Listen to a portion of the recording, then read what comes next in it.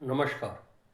मैं राजेंद्र बारस्कर आर के B special education channel में आप सभी दर्शकों का बहुत बहुत स्वागत करता हूं।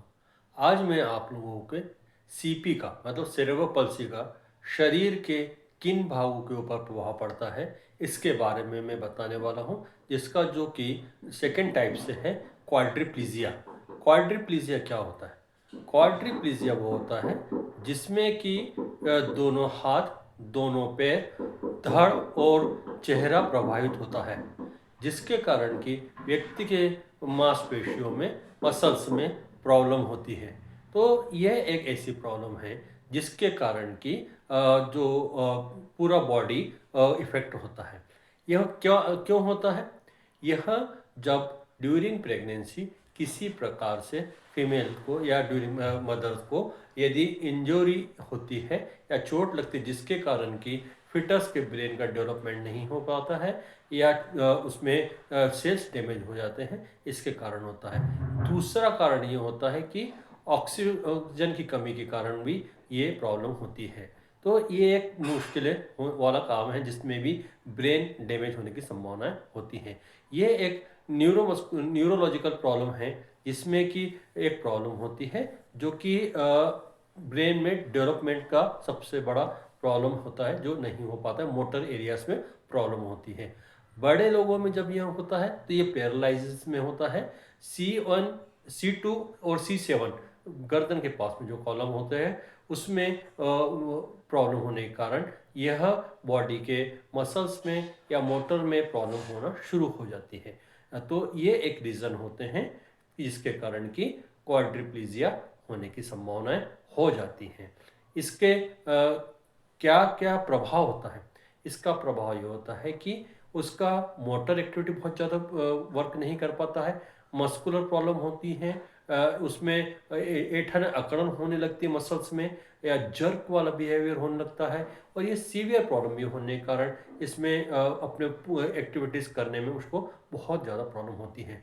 तो जो सेरेब्रल पल्सी वाले जो पर्सन होते हैं ये बाय बर्थ होते हैं, और ये स्टार्टिंग से ही हमें देखने में आ जाते हैं कि लगभग ये जब थोड़ा अपना मूवमेंट करने लगता है बेबी, तो उसी समय से समझ में आ जाता है कि इसमें क्वाड्रिप्लीजिया के सिम्टम्स हैं या ये सीपी वाला क्वाड्रिप्लीजिया है। तो इसके लिए हमें सबसे ज़्यादा ध्यान रखना पड़ता है कि ड्यूरिंग प्रेगनेंसी और डिलीवरी के समय में किसी प्रकार से ब्रेन में इंजरी होने के कारण ये समस्याएं होती हैं। इसके लिए हम लोग क्या कर सकते हैं? इसके लिए सबसे ज़्यादा ज़रूरी होता है मेडिकल प्रैक्टिशनर की सबसे ज़्यादा ज़रूरत होती है। कई तो इनमें कई बार ये देखने में आता है कि इनको सीजर्स भी आते हैं, फिट्स भी आने की संभावनाएं होती हैं। कई बार इनके कोऑर्डिनेशन नहीं होते हैं तो बहुत सारी प्रॉब्लम्स हो जाती हैं कि हम लोग समझ नहीं पाते हैं कि इनको क्या क्या दिक्कतें हो रही हैं।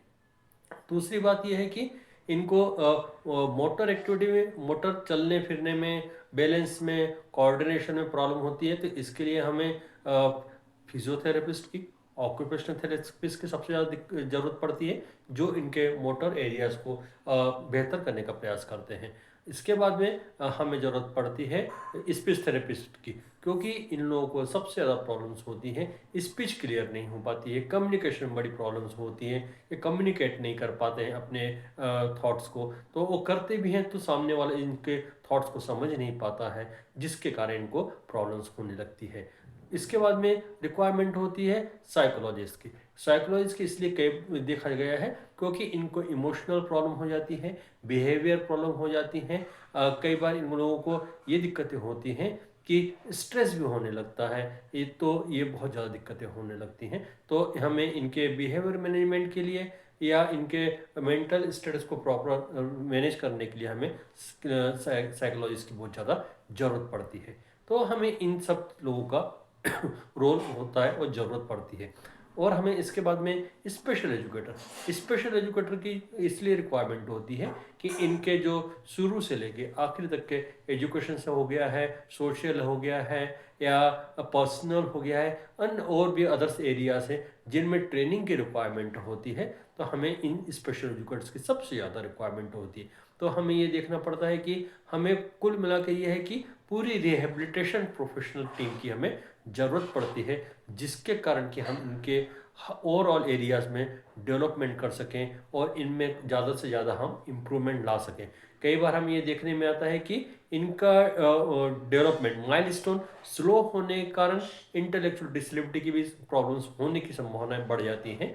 तो ये अपने क्योंकि एज के हिसाब से थोड़ा पीछे चलने लगते हैं मोटर एरियाज में, जिसके कारण कि इनके एकेडमिक एरिया में भी प्रॉब्लम्स होने लगती है। तो हमें ये सब चीज़ों को ध्यान में रखते हुए हमें इनकी ट्रेनिंग की ज़रूरत पड़ती है। तो ये हमें सबसे ज़्यादा ज़रूरत पड़ती है कि occupational therapist, physiotherapist, special educator, speech therapist, psychologist, और कई बार हमें इन लोगों को सपोर्टिंग रिक्वायरमेंट डिवाइस की भी ज़रूरत पड़ती है। जैसे कि हमें क्रैचेस की हो गई है, व्हील चेयर की हो गई है, या इनको स्प्लिंट की भी ज़रूरत पड़ती है, सर्जरी की ज़रूरत पड़ती है।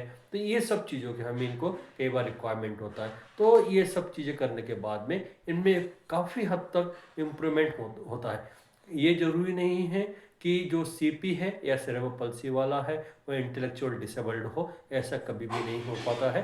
कुछ केसेस में ऐसा देखने में आता है। ये लोग कई बार इंटेलेक्चुअल नॉर्मल भी होते हैं, लेकिन मोटर एरियाज में इनको प्रॉब्लम होने के कारण मोटर्स में इनको डिले होता है। तो ये एक इनकी थोड़ा सा समस्या। क्वाड्रिप्लीजिया सबसे ज़्यादा जरूरी में यह है कि इसमें हमें रिहेबिलिटेशन करना बहुत ज़्यादा ज़रूरी है। और हाँ, इसमें ज़्यादा जो मेडिकल प्रैक्टिशनर ज़्यादा कुछ करने के लिए रहता नहीं है। इसमें सबसे ज़्यादा ज़रूरी होता है कि इनको जो ड्यूरिंग प्रेगनेंसी में लेडी होती है उनको हर प्रकार के इंजरीज से बचाना पड़ता है, जिसके कारण कि फिटस में किसी प्रकार से ब्रेन में इंजरी नहीं हो पाए, ये हमें सबसे ज़्यादा ध्यान रखना पड़ता है।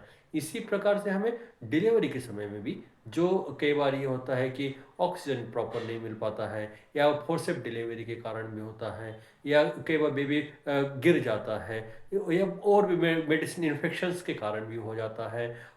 ये सब प्रॉब्लम्स इनके कारण होने के कारण क्वाड्रिप्लेजिया होने की संभावना बहुत ज़्यादा होती है। तो हमें सबसे ज़्यादा ध्यान रखना पड़ेगा कि ड्यूरिंग प्रेगनेंसी हो इन सब चीज़ों के समय में हमें ध्यान रखें। जब हम बड़े लोगों में जब देखते हैं, एडल्ट में देखते हैं, तो उनको किसी भी प्रकार से गर्दन के पास में चोट लगने के कारण या किसी एक्सीडेंट के कारण उनके जो पूरे गर्दन के नीचे का एरिया जो बॉडी है वो पैरालाइज हो जाती है, या उनमें प्रॉब्लम्स होने लगती है, कोऑर्डिनेशन नहीं होता है, बैलेंसिंग नहीं होती है, ये सब प्रॉब्लम्स होने लगती है। तो पैरालाइज के कारण ये सब चीज़ें होती हैं। ब्रेन स्ट्रोक के कारण या भी एक संभावना होती है कि इनको कुछ एरियाज में प्रॉब्लम होती है। तो हमें सबसे ज़्यादा ज़रूरी ध्यान रखना पड़ेगा कि इन सभी प्रकार के क्वाड्रिप्लीजिया वालों के लिए हमें इनके मसल्स रिलैक्सेशन के लिए हमें बहुत ज़्यादा वर्क करना पड़ता है, और इनको प्रॉपर मूवमेंट और एक्सरसाइज बहुत ज़रूरी है। और इन किसी भी चीज़ के यदि अडॉप्ट करवाना है तो ऑक्यूपेशनल थेरेपिस्ट की हमें सबसे ज़्यादा ज़रूरत पड़ती है। तो आप मेरे इस वीडियो को ज़्यादा से ज़्यादा शेयर करें, अधिक से अधिक लोगों तक पहुँचाएं, जिसके कारण कि ऐसे जो फैमिली में मेंबर हैं जिनको कि क्वाड्रिप्लीजिया या सेरेब्रल पल्सी से इफेक्टेड है उनको सपोर्ट मिल पाएगा, और जिसके कारण वो लोग अपने इस चीज़ का बेनिफिट ले पाएंगे।